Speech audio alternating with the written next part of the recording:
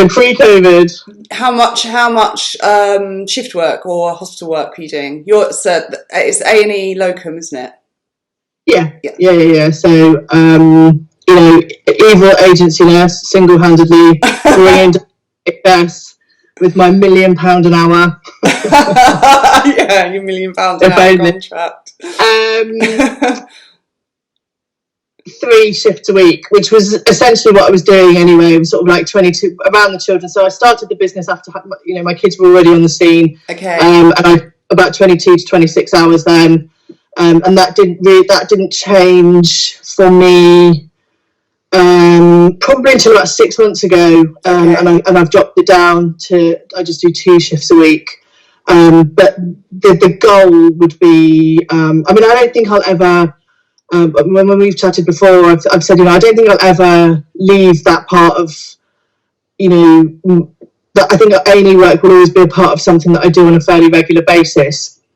If nothing else, I think that it's great camaraderie, a lot of my friends there. It's nice to be part of a team. Yeah. And also the clinical skills, I still keep up to date with everything that's relevant in terms of clinical skills. Yeah. But I think the idea was that I did it probably once or twice a month.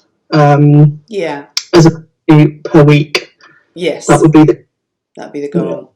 Yeah.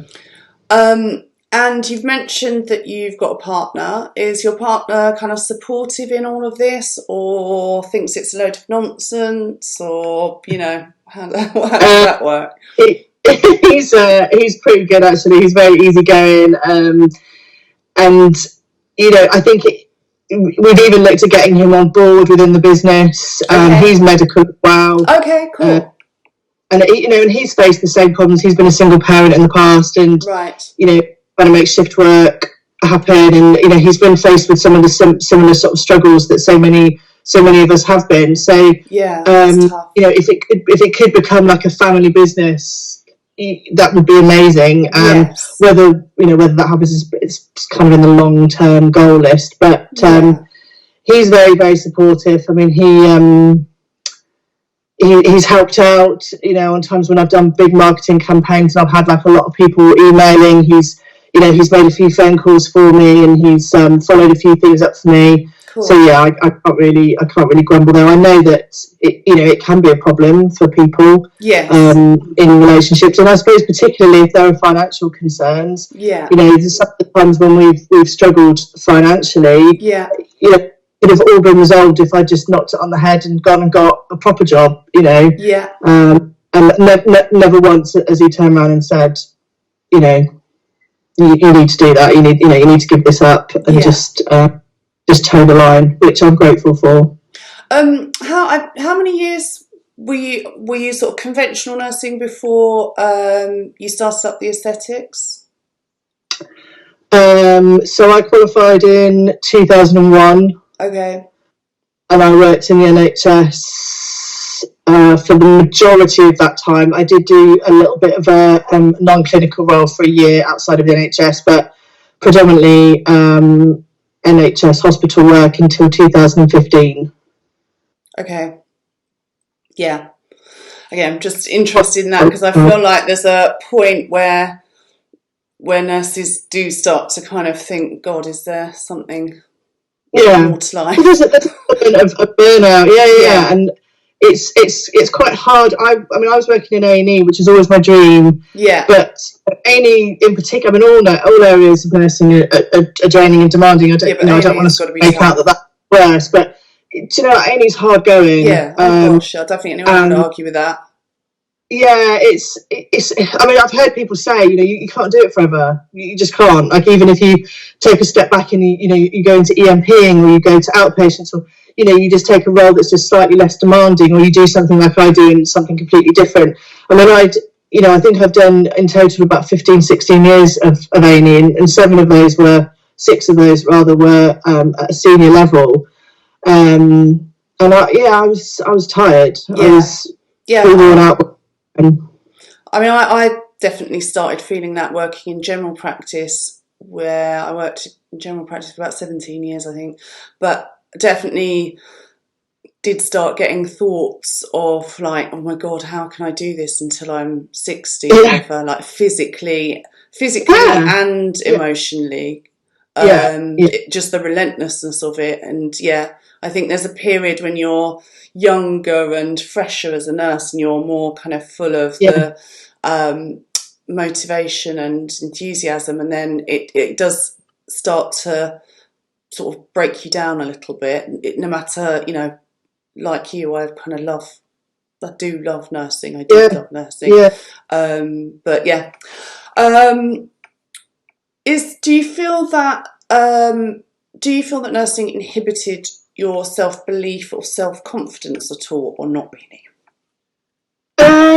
No, I mean, there have been times, but it's not been nursing. There's just been incidents, maybe a run-in with a person perhaps over the years where I've gone away and thought, particularly when I first qualified, I had a very poor mentor who made me doubt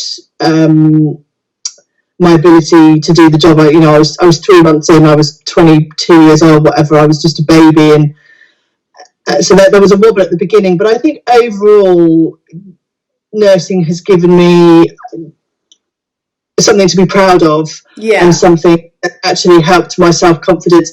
I mean, I'm not, I'm not one of these people that, I don't have loads and loads of talents, like I don't play the piano, I'm not an amazing drawer, I'm kind of Little Miss Average really in lots of ways.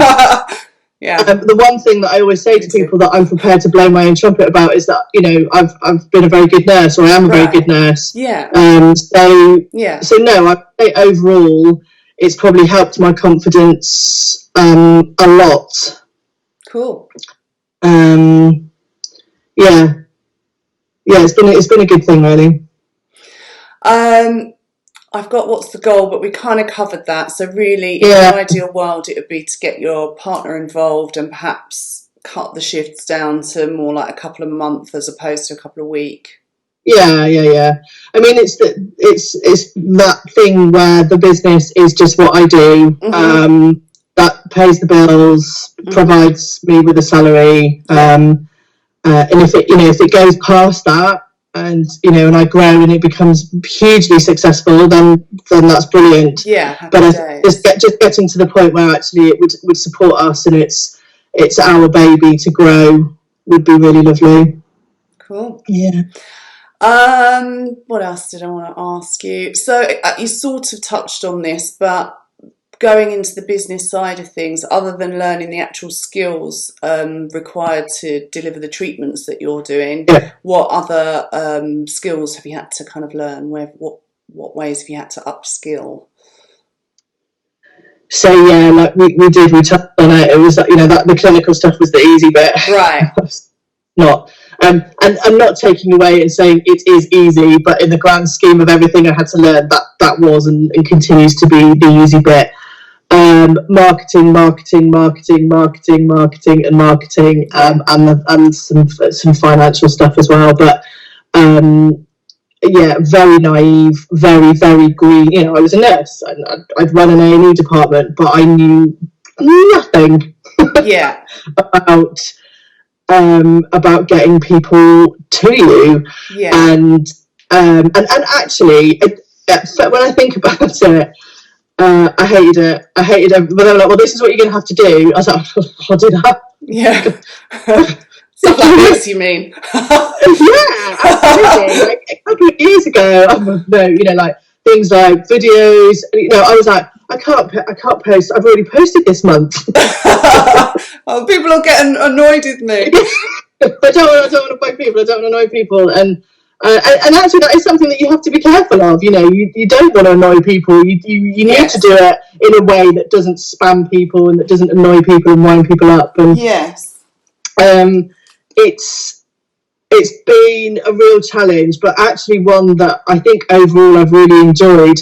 And particularly when you see, you suddenly go, oh my God, I've got 200 clients. Wow, I did that. Yeah. And that's an incredible feeling. So once I could start to see the kind of the fruit of my work. Yes.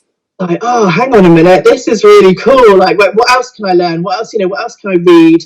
What else can I download Audible? And it became like a bit of a passion, really. Yeah.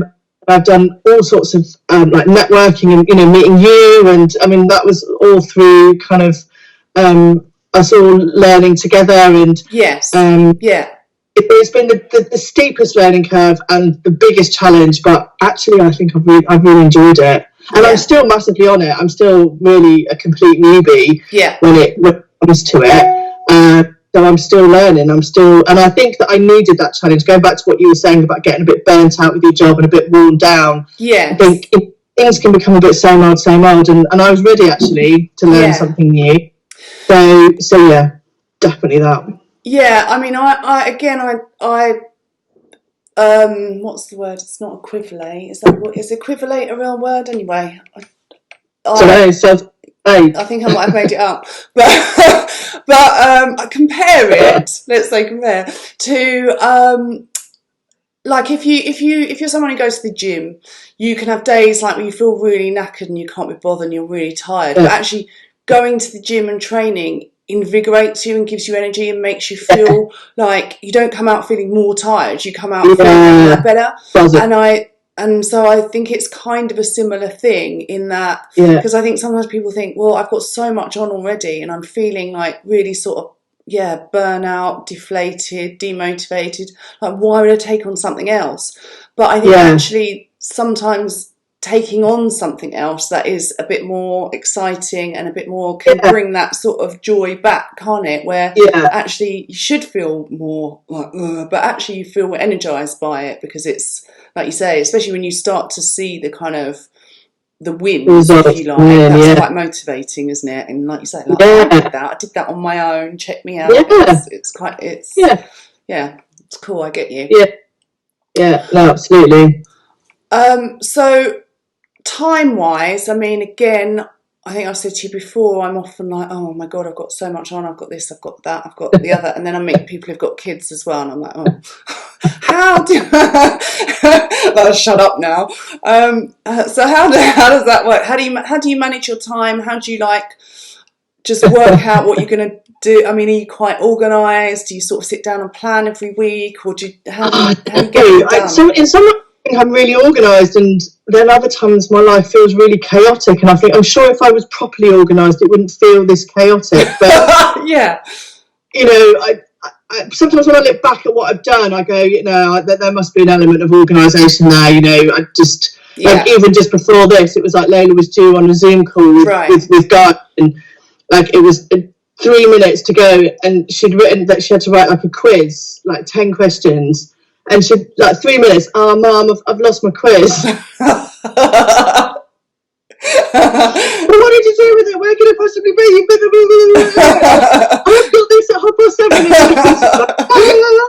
7:30. So life is often at that level. I won't lie. And I think you kind of acclimatise to it. I mean, I remember before I had children, and anybody in the group that's worked with me in A&E, I think there's a few, they will remember that I used to do an early shift and go home and have a sleep. Right. And I literally didn't believe that it was possible to function if you didn't have a sleep after an early. I was like, there's just no way. And people would say, I've got to go and pick my kids up, and then I'll be like, well, there's just no. I'm going to bed. Yeah, totally. I'm going to bed for 2 hours just to survive. So I think there's an element of the more that goes on your plate, the bigger your knife and fork get. I don't know. It's pretty bad analogy, but you just get on with it. You do. You just absorb it, and sometimes I do look back and I think, wow, high five yourself there, kids.